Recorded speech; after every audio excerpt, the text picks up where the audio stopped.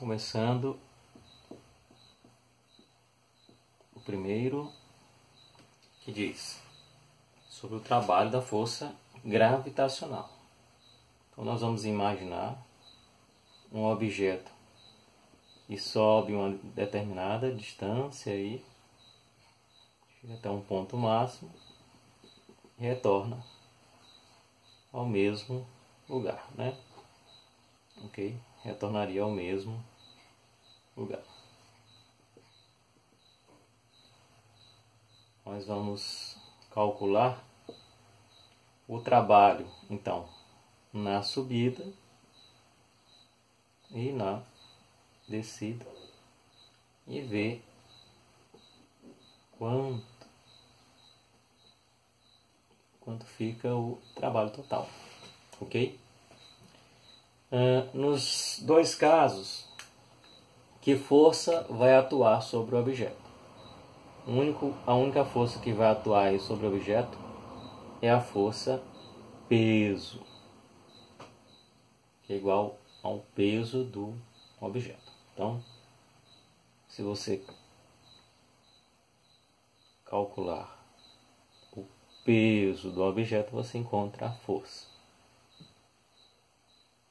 Seria a massa de 1 kg vezes a gravidade 9,8. Então esse objeto aqui tem um peso de 9,8 newtons. Então vamos calcular a força-peso na subida e na descida. Na subida, o nosso trabalho vai ser dado pela equação menos F vezes D, né? Menos a força vezes o deslocamento. Por quê?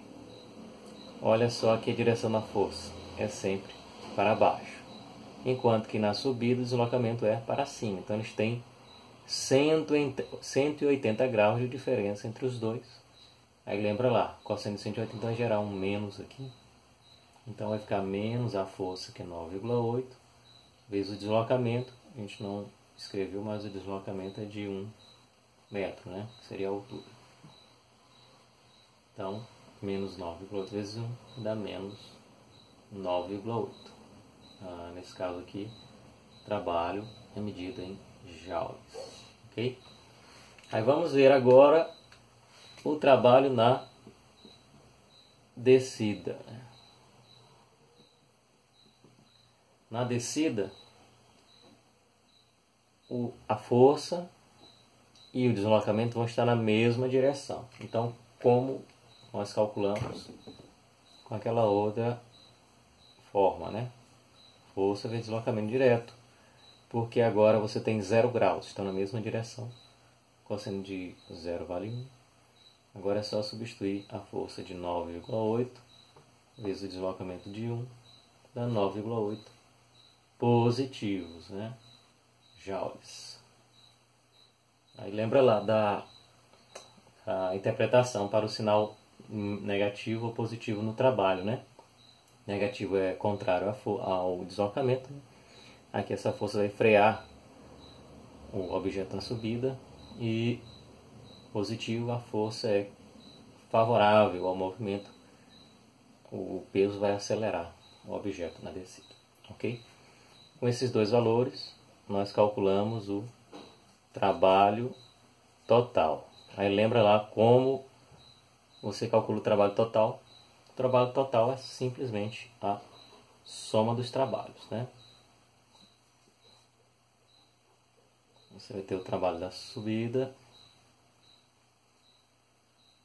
mais o trabalho da descida, ok? O trabalho total é sempre a soma dos trabalhos. Então aqui nesse caso fica menos 9,8 mais 9,8 vai dar 0, né? Confirmando que a gravidade, a força gravitacional, é uma força conservativa. O trabalho total num caminho fechado é igual a 0. É a característica da força conservativa. Vamos ver se a gente consegue fazer aqui nesse cantinho. O exemplo 2. aqui nesse espaço, seria o trabalho da força de atrito, também num circuito fechado. Você pode imaginar um objeto que se move, né, aqui a certa superfície, ele vai vir de um ponto inicial até um ponto final e depois ele volta, né? Então você teria um circuito fechado aí, ele voltando, né? A ida e a volta, ok? Aí aqui seria o A, aqui seria o B. Correto? Muito bem. Na situação de ida, né, de A para B, vamos escrever aqui, na ida, como é que você calcula o trabalho? Vou desenhar aqui a força de atrito na ida. A força de atrito ela é sempre contrária ao movimento. Então essa aqui seria a força de atrito. Ela é contrária ao movimento de ida aqui. Ok? Então se ela é contrária, qual das duas que nós usamos? Essa aqui. Trabalha menos a força vezes o deslocamento. Ok? Então vai ser menos a força. Esqueci de colocar aí. A força de atrito é de 4 newtons, né? Confira aí no enunciado. Vai ficar menos 4 vezes o deslocamento, que também é de 1 metro. Dá menos 4 joules. Correto? E na volta. Vamos aqui para a volta. A volta é semelhante. O que é que acontece? O movimento é C de B para A. E a força de atrito sempre vai ser contrária. Então, na volta, também você vai ter a mesma relação para o trabalho, certo? A força de atrito é sempre contrária. Ela é uma resistência ao deslizamento, ao movimento. Então aqui você teria a mesma coisa, menos 4 vezes 1, dá menos 4. Então quanto é que vai dar o trabalho total nesse caso, né?